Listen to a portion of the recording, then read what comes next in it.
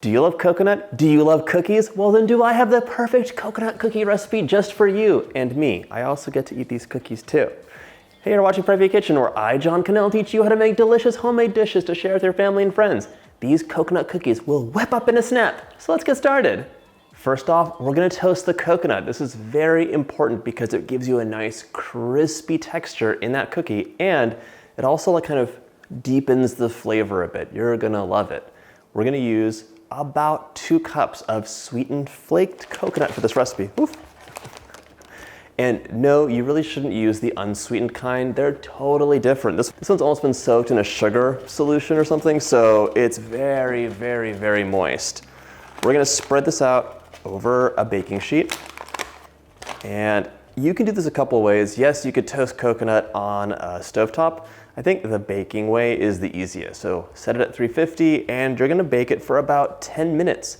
But you'll take a couple breaks every few minutes and just move it around. You'll see that it gets toasted really quickly on the bottom because the pan gets very hot. I'm adding almost 200 grams of shredded coconut in here. I used to snack on this all the time as a kid. My mom would want to make a German chocolate cake and she'd be like, "Where is my coconut?" And my brother and I had eaten it all on the sly. Anyways, we're toasting a little bit more than we need, but you're gonna be snacking on it. You're gonna be putting on ice cream, everything you can imagine. So just get a nice layer out there. And this is gonna go right into the oven, 350 Fahrenheit. So I may have let it slip a couple times that I'm a huge coconut fan. Whenever I let people know this, I get tons of comments saying, please make some coconut cookies. So I've been developing this recipe for a while and finally feel like it is perfected, which is why we are making them today to share with you. For the dry ingredients, we're using 2 cups or 240 grams of all-purpose flour. So normally I would use my sifter, and you should too, but it's in the dishwasher and I forgot to run it. Boo. Half a teaspoon of salt, 1 tablespoon of cornstarch, and the cornstarch is gonna give you a little bit of a more together cookie. It's not gonna spread out and go flat. I want it to be kind of cakey and thick. And then for leavening, 1 teaspoon of baking soda. Give it a whisk. And we're setting this aside for later. Now it's on to the butter. It's also time to mix up that coconut. I have a timer on every 2.5 minutes. All right, now for the wet ingredients, 170 grams or 3/4 cup, 1.5 sticks of unsalted butter at room temperature. So room temperature, you'll remember, means it's like yielding to my touch. It's not like almost melty or whatever else. I'm the king of forgetting to put butter out ahead of time. So you can always just pop it into the microwave, little half-power burst, 10 seconds, move it around, and it'll be nice in room temperature. Or there are so many tricks for warming up butter, whatever trick you like best. All right, 1.5 sticks, in you go. And now for the sugars, I'm using 1/2 cup or 100 grams of regular old granulated sugar, and then 1/4 cup or 50 grams of light brown sugar. It gives you a little bit of that molasses, really nice and moist. In you go. Okay, cream it up, mix it up. You want it to be like nice and light and fluffy and homogeneous. And lock it down, in you go. Okay, and feel free to give this a little bit of a scrape. A lot of weird things happen in that bowl, so you want to have a nice even mixture, no like super creamy parts mixed in with some parts of sugar that haven't even been mixed yet. While that's mixing up, add in a teaspoon or 5 mLs of vanilla. And I'm gonna scrape the bowl down one more time, but can I tell you that if you see a recipe that calls for coconut extract, move on to the next recipe. That is not cool. Coconut extract tastes like sunscreen, which is not a good thing. It smells like sunscreen, which is nice, but it doesn't taste good. So all the flavor for these cookies is gonna come from the shredded coconut. If you wanted to add in some coconut cream and sub that out for the butter, you could do that too, maybe 1/4 cup. One last scrape.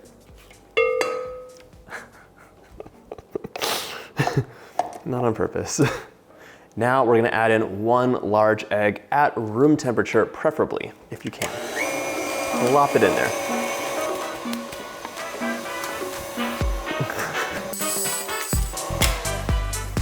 My coconut's not burnt. So I set a 5-minute timer on because I was totally like living this dream life where I could just set timers for whatever I wanted to. You really should set the timer for like 2.5 to 3 minutes. Check on your coconut, mix it around. Otherwise, you'll get some toasty parts, which are fine, but some people might consider them burned. They're not burned, they're just over toasted. Okay, this is my last scrape down, well, my second to last scrape down. Mix it up. That is nice and mixed up. You can see, it looks perfect. This is what you want it to look like, nice and golden, toasty brown. You could even take in like a little bit darker, but this is where you want it to be. You have a nice variation of colors. It's really hot though, so what we have to do is transfer this to a bowl or to like a cold baking sheet and let it cool down fast because I want it to be room temperature-ish when I put it into this batch of cookie dough. Okay, so I have an ice cold baking sheet here and I'm just gonna dump it out. So inelegant, I can't even tell you. Okay, spread this out. And when it comes right out of the oven, it's gonna be like soft. You're like, what's going on? I thought it toasted. But as it cools down, it crisps up. It'll be amazing, like just crisp, crisp, crisp in your mouth. You can break up any larger pieces you see too. I'm gonna pop this into the fridge for just a couple minutes while we work in our flour. It'll be ready super fast. While that coconut is cooling down real quick, we're gonna add in our dry mixture and mix it up. However, let me show you what I started doing. I got so sick of these crazy explosions of flour in the kitchen. All you have to do is dump in the flour. This works for like a smaller batch. If it was a giant cake, don't dump it all in. And then use your spatula and just mix it around a bit. This way, you can give the mixing a head start. There's not gonna be any clump of butter stuck on the bottom of your bowl. And because it got that head start, it's not gonna go like light up your kitchen. And you're saving electricity too. How about them apples? We're gonna give this a mix until almost combined, not until it's all mixed in because we still have to fold that coconut in and I don't wanna overmix my dough. So mixa, mixa, mixa, not too much. That's good. I still see some little bits of flour hanging out there, but it's gonna be fine because we have to mix in that delicious shredded coconut. I cannot wait. So in real time, this is totally cool to the touch now. There was no need to like wait a ton of time. It was fine. Oh my gosh, this is like liquid gold. You could just dump this all in, but I'm gonna roughly measure out about 2 cups. 1 cup, in you go, and then 2 cups. It seems like a lot. That's actually 2 cups. I wasn't making that. So of the current cookie favorites right now, it's between the coconut cookies and my lemon cookies. Wait.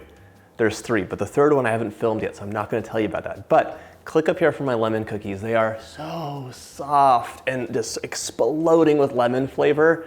Totally delicious. All right, give us a nice light, slow mix just to fold in the coconut. That's all you're doing. So like I'm literally just keeping eye contact with the mixer because I don't want to overdo it. Heaven on a stick. Oh my gosh, it's so, so good. Remember these cookies the first time I made them?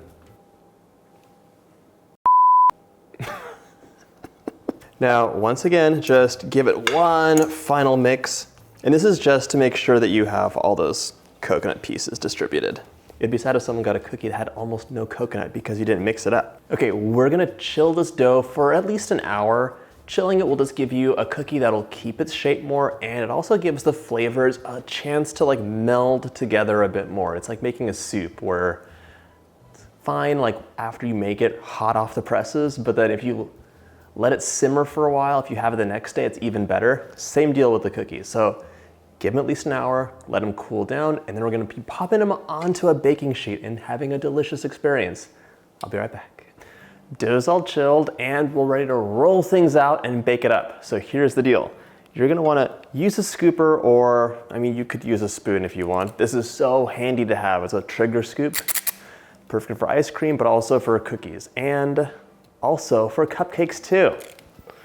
Okay, now some time has elapsed in between these cuts and this was in the fridge for a while.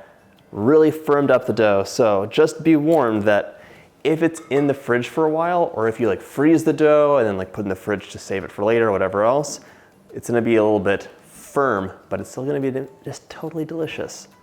All right, you wanna have like about 2 tablespoons or like a 1.5 inch ball. So just roll it up after the scoop. Does not have to look perfect, but I always like round cookies. That's just my double Virgo in action. Place it on a parchment-lined baking sheet and then repeat the process until you are satisfied that you have enough cookies. On you go. These cookies to be smell like heaven. Oh my gosh, the toasted coconut with that tiny little bit of vanilla and the brown sugar, it is like mouth-wateringly delicious. I would eat these raw right now, but I need to save some cookies to show you. So if your dough is a bit firm, just squeeze, squeeze, squeeze it together, and then roll, roll, roll, roll, roll. Don't be afraid. Don't be afraid. You know, I forgot to mention this. One thing that you could also do is roll the cookies and then chill them. It makes the whole process so much easier. Okay, last cookie. This recipe will probably yield about 20 cookies-ish, depending if you go a little bit bigger, a little bit smaller, or you could go plus or minus 4. These are gonna go into the oven at 350 for about 10 minutes. You'll see them puff up, droop down at the edges, and they will be ready to take out after 10 minutes. These coconut cookies are fresh out of the oven, and I wish you could smell it. You literally just have to make this recipe if you in any way like coconut at all. It is amazing. If you like this recipe, check out my cookie playlist. Tons of cookies that you will love. Maybe you'll find a favorite. Maybe this is your favorite. I don't know. You have to make them all. Time for a bite. That is so good. It has a really wonderful like chew to it because the coconut pieces are crispy, but the cookie is nice and soft. Do you see this pulling apart? Perfectly sweet, lots of depth of flavor. This is amazing. All right, thanks so much for watching. If you like my video, hit that like button and subscribe, and I'll see you in the next cookie video.